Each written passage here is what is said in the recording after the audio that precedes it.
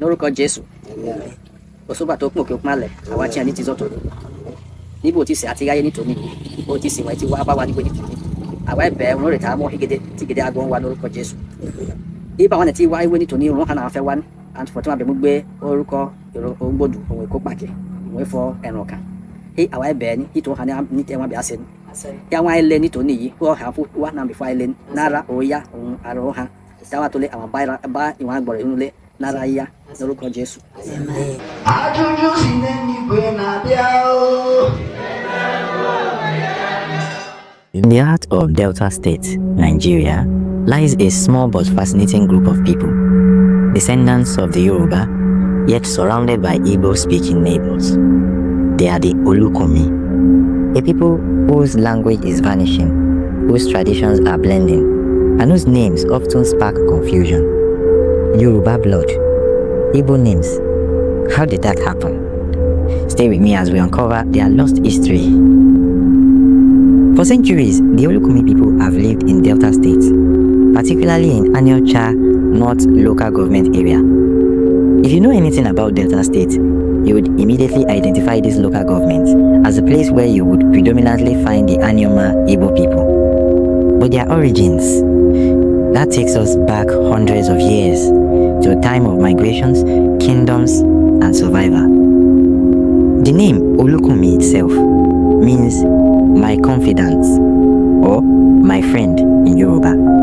The Yoruba we speak today is quite modern, and the word my friend is usually translated as Oremi, but in the past, this was not so.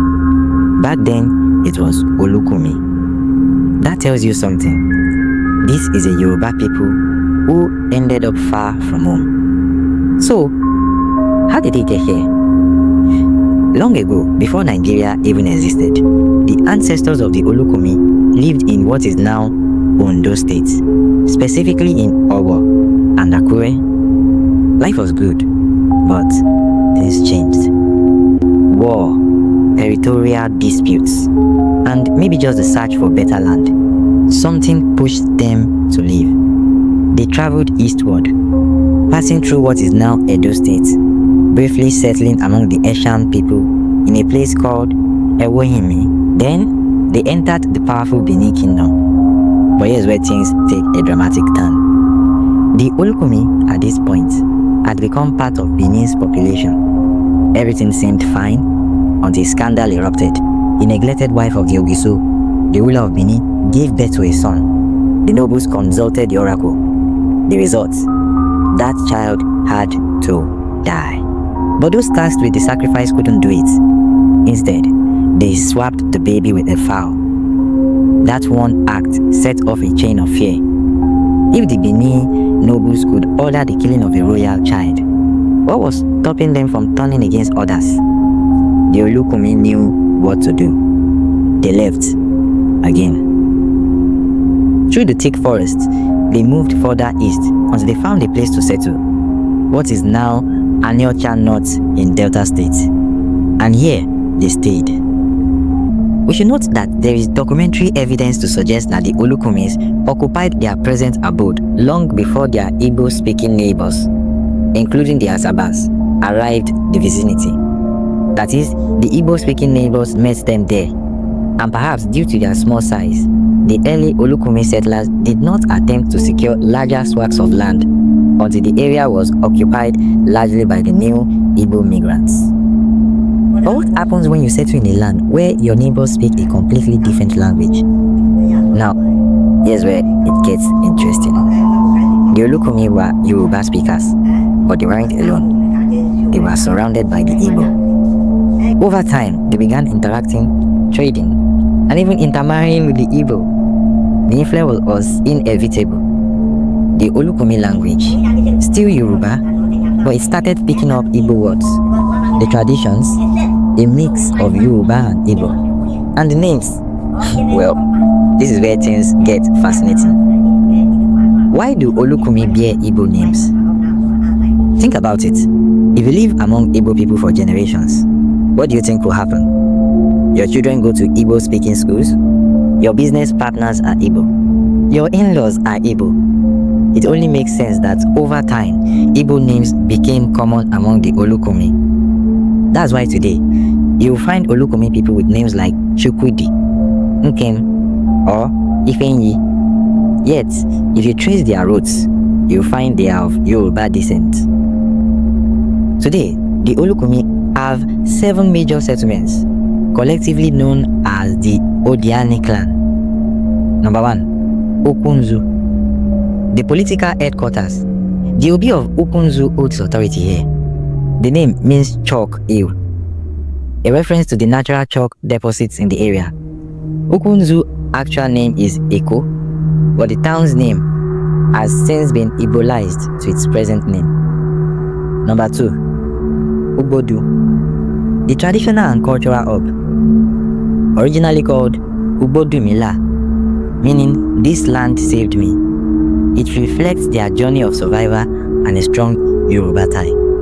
The word Ugbo is the variant of Igbo spoken by the Ilaje and some other Yoruba tribes in Ondo states. Number 3, Ubulubu, founded by Ubodu and Okunzu. 4, Idumuogo. 5, Ugboba or Ugboba.